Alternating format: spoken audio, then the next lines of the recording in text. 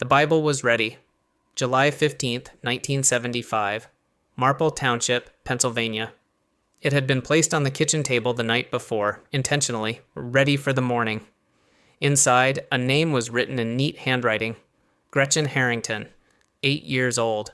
She was supposed to carry it on a short walk to Bible school. She never did. The Bible stayed exactly where it had been left, still on the table. Still waiting. Everything else followed the plan. She got dressed. She left home. She started walking. A familiar route. A routine no one questioned. No one could point to the second the ordinary became something else. Only that somewhere between the front door and the place she was expected to arrive. The plan for that morning ended. A child vanished during one of the shortest, safest parts of her day. And what remained behind was not chaos, not evidence, just a small blue Bible left untouched on a kitchen table, which raises a question that haunted this town for decades. How does an 8-year-old disappear on a familiar morning walk in a quiet neighborhood without anyone seeing who stopped her?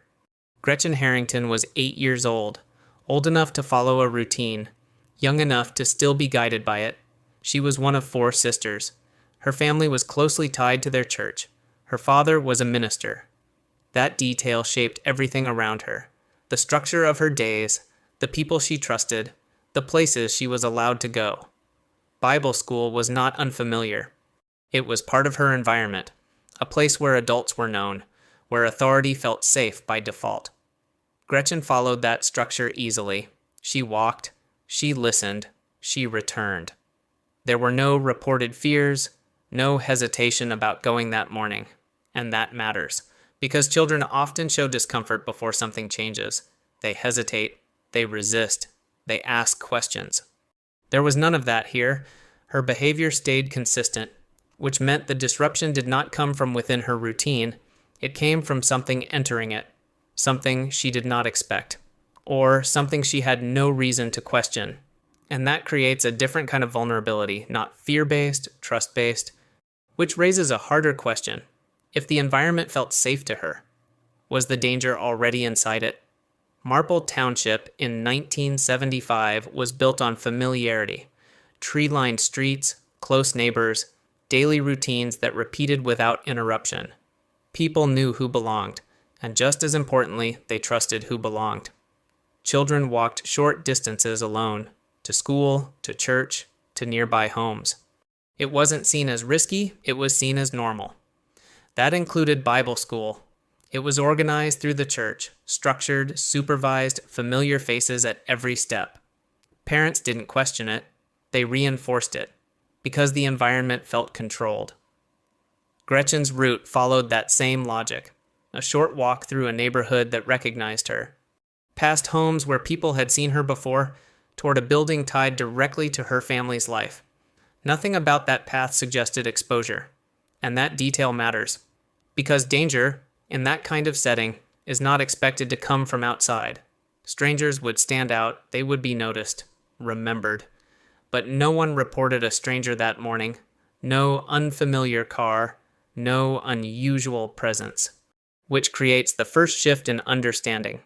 If the environment was stable and the routine was trusted, then whatever interrupted it did not break that trust immediately. It fit into it, at least at first. And that leads to a more difficult question. Was the threat something new or something already accepted as safe? That morning followed a pattern Gretchen had already repeated before. She left home during daylight. The timing was specific, early enough to arrive at Bible school without rushing. The distance was short, close enough that walking alone was considered normal. She stepped out carrying the expectation of arrival, not uncertainty.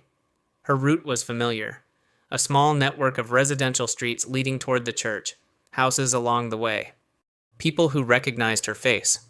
Nothing about that path suggested risk, and that detail matters, because predictable routes create predictable observation. Someone should have seen her.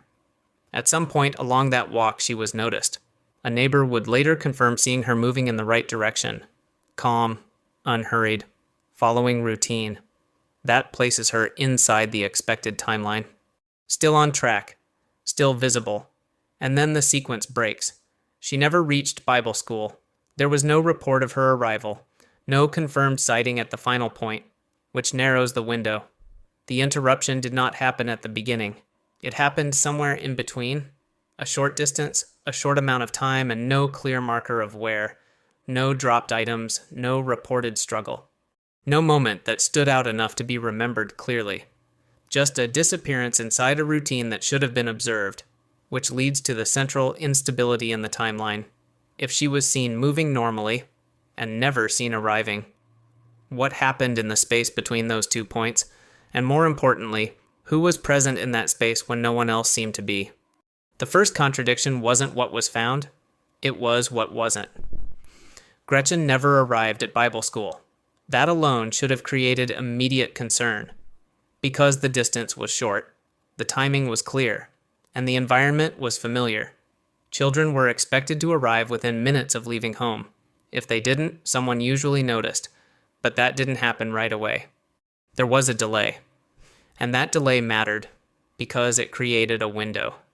A span of time where her absence wasn't immediately questioned, which meant whatever interrupted her happened quietly enough to avoid attention and early enough to go unchallenged. Then there was the route. It wasn't isolated. It passed through a neighborhood where movement could be seen from windows, porches, driveways. Yet no one reported a clear moment of interruption. No one described her stopping. No one described her being approached, which creates a deeper contradiction. A child disappears during a routine walk in a visible environment without producing a visible event, and that doesn't align with randomness. It suggests something more controlled, something that didn't alarm her immediately, or something she didn't recognize as danger at all, which leads to the more difficult question: did the interruption look familiar enough that it didn't feel like one? When Gretchen did not return, the change was noticed gradually. At first it was a delay, then it became absence. Her family expected her at Bible school. Bible school expected her to arrive. But neither side had immediate confirmation, and that gap created the first hours of uncertainty. Once it became clear she was missing, the response shifted quickly. Family members began searching the route, walking the same street she had taken that morning, looking for anything out of place, a dropped item, a sign of movement, a reason. There was nothing. No belongings left behind. No disturbance that marked a clear point of interruption. Police were notified. The search expanded. Neighbors were questioned. Doors were knocked. People were asked the same question repeatedly. Did you see her? Some had, but only within the expected part of the timeline. Walking normally, moving in the right direction. No one reported seeing her stop. No one described her being approached. No one recalled anything unusual enough to stand out. And that absence of detail created pressure, because investigations depend on disruption. A sound, a sight, a moment that breaks routine.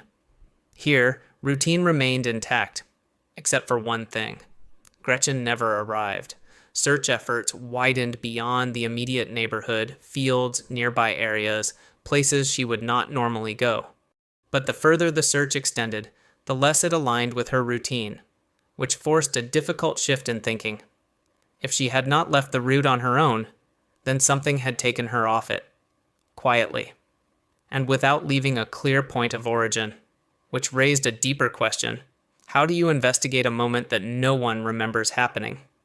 The discovery came weeks later, not along the route she had taken, not within the space that had been searched first, but in a wooded area removed from the path that defined her routine. That detail mattered, because it introduced distance, not just physical distance, but distance from the moment of disappearance. Gretchen had not remained where she was last seen. She had been moved, and movement changes the nature of a crime. It requires time. It requires control. It requires a place to go. Her body was found by someone passing through the area, not by someone looking for her specifically, which meant the location had remained undetected despite active searches. That suggests concealment, not complete, but intentional enough to delay discovery. And then there was what was missing. She had left for Bible school, but she was not found with anything that marked that purpose. No object that connected her to the routine she had started. No clear continuation of the morning she had begun, which created a separation between who she was when she left home and what remained when she was found. The wooded area became the second anchor. The first was the walk. The second was where it ended. But neither point explained the transition between them. No direct evidence placed a suspect there. No witness connected the two locations. Just a confirmed fact. She had been taken from one place and left in another. And that movement raised a deeper question. Who had the ability to move her without being seen at either point? In the early stages, investigators followed the most immediate explanation. An unknown offender, someone passing through the area, someone who saw opportunity and acted quickly. It fit the timeline. It explained the lack of warning. It accounted for the sudden break in routine, but it created problems because strangers leave impressions. Unfamiliar cars, unrecognized faces, moments that feel out of place. None were reported. No one described a vehicle slowing near her. No one recalled a person waiting along the route. And in a neighborhood built on recognition, that absence carried weight. So the theory shifted. Not outward, but inward. Someone local, someone who understood the environment. Someone who knew the timing, the route, the expectation that a child would walk alone. That explanation fit the setting more closely, but it introduced a different contradiction. Local individuals are seen. Their movements overlap with others. Their presence is remembered over time. Yet no clear suspect emerged from within that circle. No one's behavior stood out strongly enough. No one connected directly to both the route and the recovery site. So the investigation held two incomplete possibilities. An outsider who left no trace, or an insider who was never questioned closely enough. Neither could be confirmed, which left the official theory suspended. Not wrong, but not sufficient. And that uncertainty allowed something else to take hold. Assumption. Because if nothing appears suspicious, it is easy to believe nothing is. As the weeks turned into months, the investigation did not move forward. It spread outward. More interviews, more routes checked, more possibilities considered. But none of it changed the core problem. There was still no clear moment of interruption, no fixed point where the normal timeline became something else. And that absence began to shift how the case was understood. Investigators started revisiting what they thought they knew. The route, the timing, the people connected to her daily routine. Not just strangers, but those already inside the environment. That created a quiet tension. Because familiarity had been treated as safety. Now it had to be reconsidered. But reconsideration requires a trigger. A behavior that stands out. A statement that doesn't align. A detail that refuses to fit. None of those appeared clearly, which allowed another contradiction to grow. The longer the case remained unsolved, the more stable the original assumptions felt. Not because they were proven, but because nothing forced them to break. And that stability became a problem. Because it limited where suspicion could go. People who were trusted remained trusted. Roles that were respected remained unquestioned, even when the evidence failed to point anywhere else. Which meant the investigation wasn't just missing information. It was constrained by belief, and that changes how cases evolve. Because when a possibility is not considered, it cannot be tested. And if it cannot be tested, it cannot be ruled out. Which leads to a deeper question. Was the case unsolved because evidence was missing, or because the wrong possibilities were never fully examined? For decades, the case stayed the same. No suspect, no clear direction, no moment anyone could point to, until it shifted. Not because new evidence was found, but because someone finally asked a different question. What if nothing about that morning was random? The investigation turned back to the beginning, the route, the routine, the people already inside it. And that's where everything changed, because the person who stopped her wasn't a stranger. He was already part of the system. A name surfaced. Not new. Not unknown. David Zandstra. A pastor. Someone inside the same structure she trusted, which changes the timeline immediately. Because if she recognized him, she wouldn't run. She wouldn't resist. She would stop. And that explains something the case never could. The silence, no scream, no struggle, No moment that stood out enough to be remembered, because the interruption didn't look like danger. At least, not at first, and that reframes everything that came before. The walk wasn't exposed, it was contained. The threat wasn't outside the system, it was already inside it, which raises a different question.